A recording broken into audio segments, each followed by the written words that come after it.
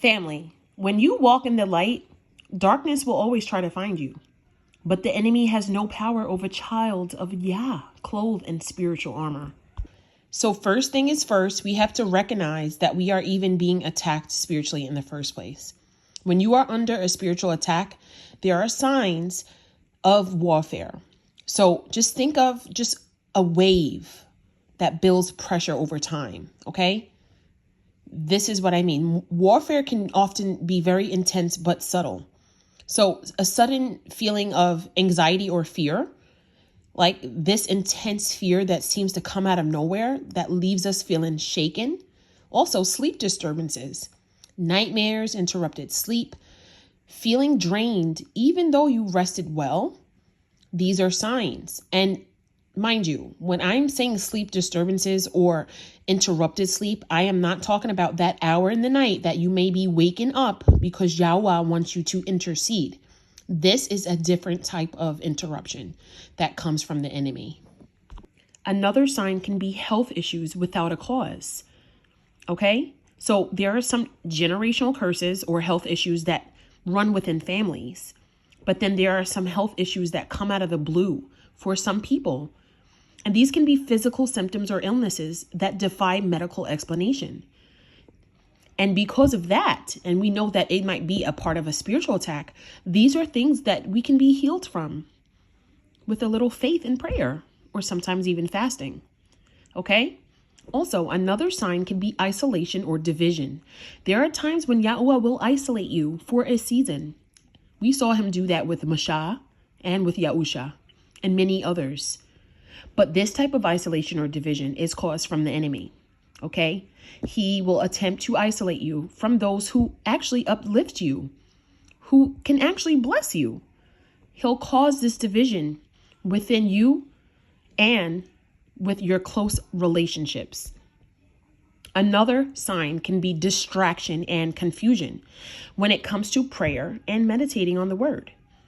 When you sit down to actually pray, or to read the scriptures, you will begin to feel a little scatter-minded, maybe distracted, maybe not even able to fully get the words out or interpret what you are reading.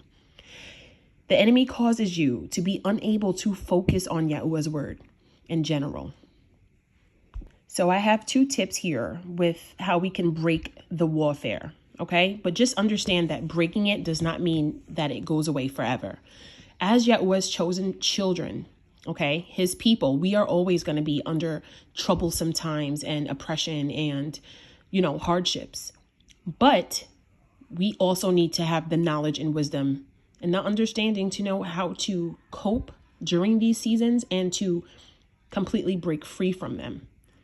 So for one, you're going to pray with authority. You want to command all witchcraft and curses to be broken in the name of Yahushua HaMashiach. You want to speak with authority of the blood of Yahushua HaMashiach because demons tremble at his name. Another thing you can do is cover yourself within the scriptures. What do I mean by that? I mean, you can speak Yahuwah's promises over your life, over your family's life, over your children daily.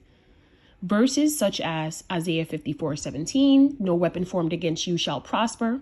And other verses like Ephesians 6:11 that reminds us to put on the full armor of Yah. Here's some more tips. You can fast and you can pray. There are going to be times when regular prayer just simply isn't enough. So fasting can be powerful and effective. And it aligns us and our spirit with Yahuwah's will and breaks the strongholds of the enemy. Seeking wise counsel can also be very helpful. We can talk with prayer warriors or mentors that are well grounded when it comes to spiritual warfare. And they will stand with us in prayer and offer their guidance. And you know that the Ruach HaKodesh is also there to completely 100% guide us with all understanding and with our spiritual walks and journeys. So family, this is the reminder I want to close out with. Stand in your power.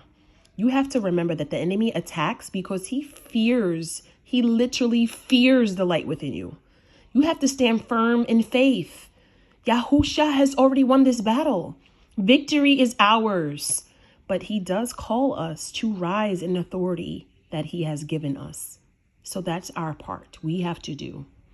So if you're feeling some type of doubt, like maybe you can't do it, you need to change your mindset. You need to figure out, why is it that you feel incapable? Why do you feel not worthy enough? Even though the scriptures literally say that if you believe in him, he gives you this. All right. We need to use scripture for our breakthroughs as well.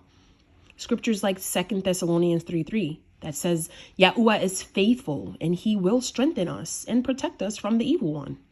You have to believe that with all your heart, mind, soul, and strength. You have to meditate on verses like that because it allows us to have a renewed spirit and mind. We cannot let fear in because fear gives the enemy access. But faith closes that door, and we don't want him in here. He's not allowed. Rebuke him in Yahushua HaMashiach's name. So I need you all to remember that you are called, you are chosen, you are covered. No witchcraft, curse, or darkness can stand against the power of Yahushua. Stand bold, family. Keep your spiritual armor on always and walk in the victory that has already been won and accounted for.